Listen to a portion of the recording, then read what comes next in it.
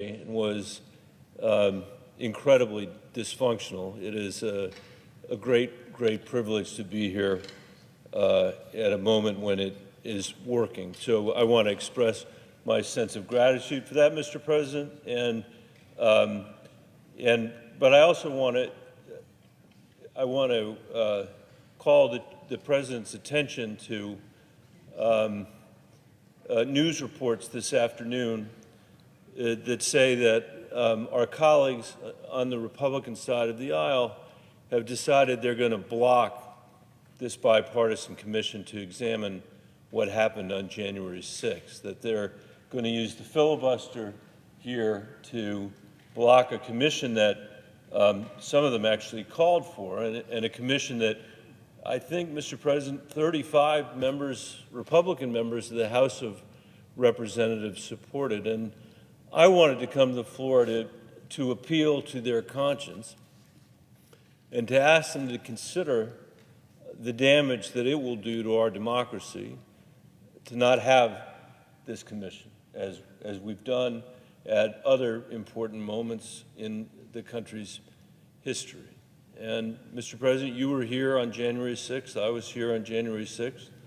We had been sent here, we came here to accomplish the ministerial task that we are required after a presidential election is concluded, to certify the results of that election, to certify the ballots of millions and millions and millions of Americans who voted in the last election. That's why we were here. Unfortunately, we had a president at that time who denied that the election had actually happened. The president will remember that we also had colleagues that came to this floor and said that we were disrespecting the president's base or their base because we were certifying the election.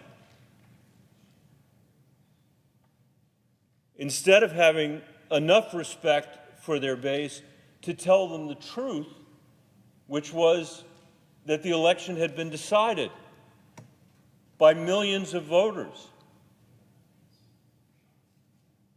and by every court that looked at it,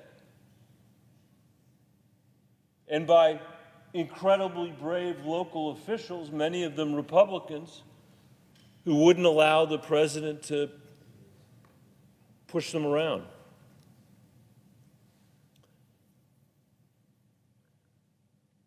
The 6th was a terrible day here.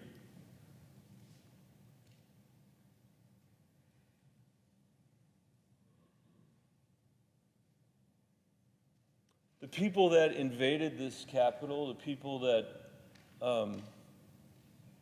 stormed the platform that had been set up for the peaceful transfer of power on January 20th, Joe Biden took the oath of office. The people that came here on January 6th cursed the Capitol Police. They bludgeoned the Capitol Police. They speared them. They hurled racial epithets, leading some of our African-American police officers here to ask what had happened to America. They broke windows in the Capitol. They looted the parliamentarian's office. The people who would bravely carry the ballots out of this chamber when we were led to the Hart Building and protect those ballots, they could have ended up getting burned out on the National Mall if they hadn't had the presence of mind to do their job. Just like the Capitol Police, who were in mortal danger that day, doing their job. And I remember when we were all together in one of the Senate office buildings after they had rushed us out of here. We would later see that the mob was just a hallway away from here.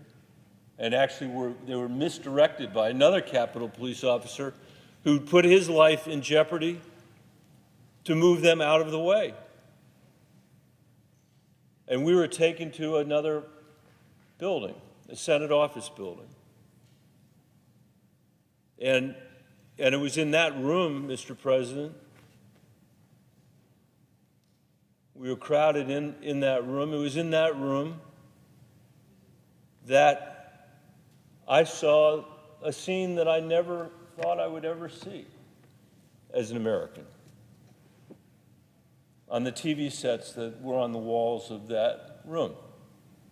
While we were inside the room, we were watching the scene that everyone else in the country and everyone else across the world was watching of the United States Capitol being invaded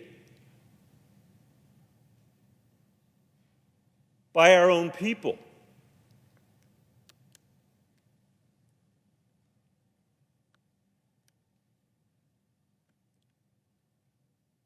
I know the President will remember that when he was growing up, when I was growing up, that was not an uncommon sight to see in countries all over the world.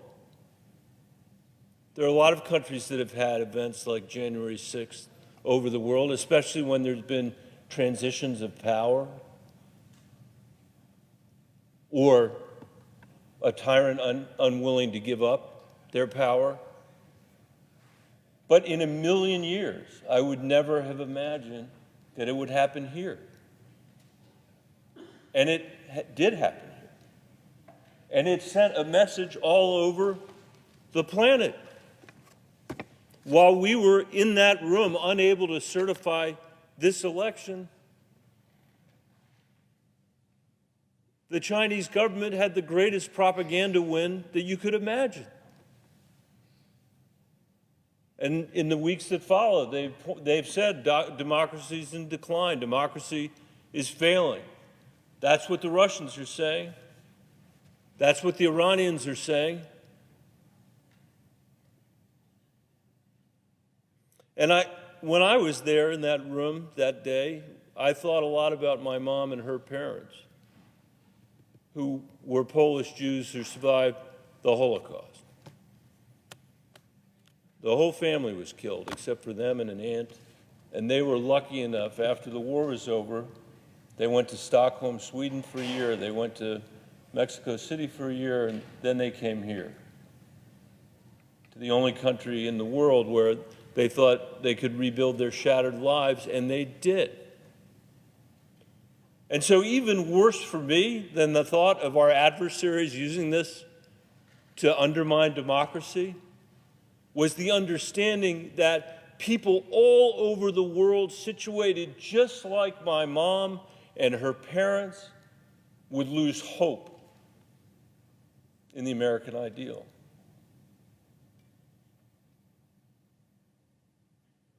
Would lose hope in democracy and in the rule of law. Now, the good news is we actually had a January 20th, Mr. President. A lot of countries that go through January 6th never get to January 20th. And we had that. And Joe Biden took the oath of office, and he became President of the United States, and Kamala Harris became the Vice President of the United States. And we had, notwithstanding all of the prior president's efforts to the contrary, and some of his allies in Congress' efforts to the contrary, we had a peaceful transfer of power. But consider how close we came. Not just on the 6th. But consider what would have happened if elected officials, many of them Republicans, in Georgia and in Arizona and in Michigan hadn't fulfilled their obligations to the rule of law, hadn't lived up to their oath of office, bent to the will of a president who didn't want to relinquish power. Where would we be then?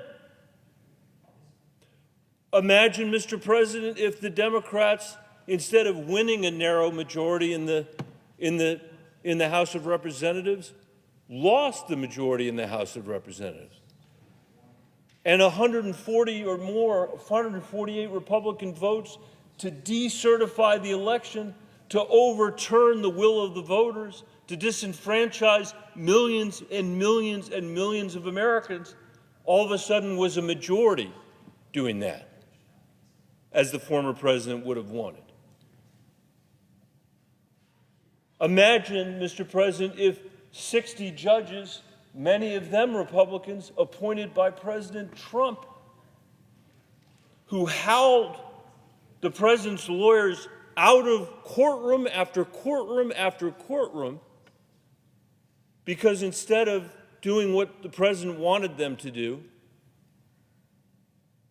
instead of finding them a few more votes, as he said to the Secretary of State in Georgia, recorded on the phone, they did their job as judges, and they withstood the pressure. They swore an oath, and they fulfilled their oath. And that's the only way a democracy can actually work, is when elected officials and judicial officials apply the rule of law, fulfill their oath and their obligation. And, Mr. President, what I want to say to my colleagues today is I want to implore them and appeal to their conscience, because the responsibility to the democracy is not over. The democracy is still at risk. We still have a president of the United States, a former president, who refuses to concede the election, who on a daily basis almost says that the election was stolen. We still have members of Congress who are saying the election was stolen. We still have members of Congress who won't face the facts and tell their constituents the truth. I want to say again, respect your constituents enough that you're going to tell them the truth.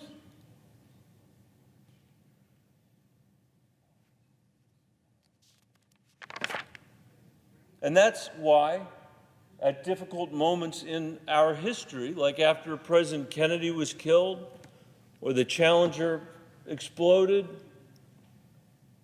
or 9/11 happened, we've had a bipartisan commission to make sure we understood what led us here and how we can do better coming out of this. It's never been perfect, but it's worked pretty well, and that's what we need here. We need to understand what led millions of Americans to believe conspiracy theories about our own country, and what led thousands of people to storm the Capitol of the United States, to attack police officers, to attack police officers, leading to their death. From all over the country they came to invade this Capitol. And if we don't want it to happen again, or we want to be able to protect ourselves, and I'm not just talking about the poor Capitol Police, although that at a bare minimum ought to be enough to warrant a commission. I'm talking about the danger of political violence in this nation going forward if we don't address this and the American people don't have the chance to understand what happened.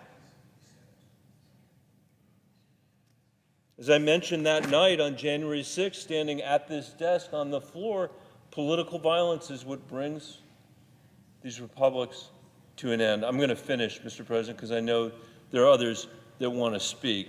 But let me just finish by saying how agonizing it was to watch Officer Sicknick's mom here today,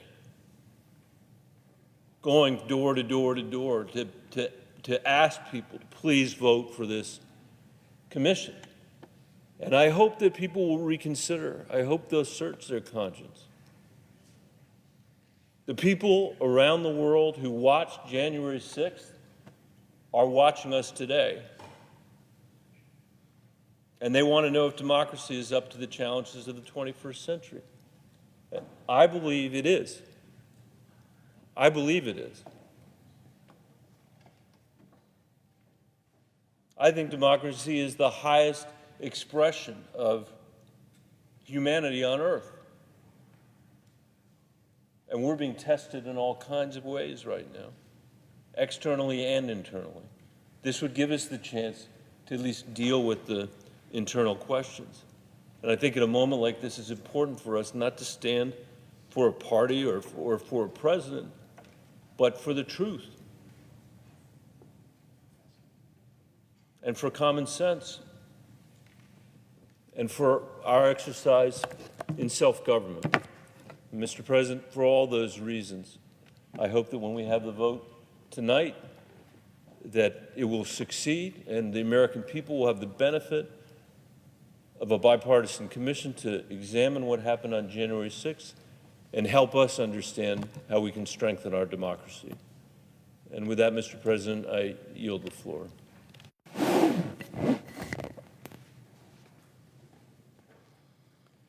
Mr. President. Senator from Hawaii. Thank you, Mr. President. The Senate has a solemn duty to exercise and fulfill U.S. federal trust responsibility.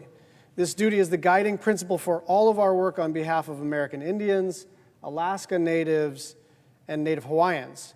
So as the chairman of the Senate Committee on Indian Affairs, it's my job to prioritize and push tribal and Native communities' legislative priorities towards the finish line, and ultimately to actually enact legislation.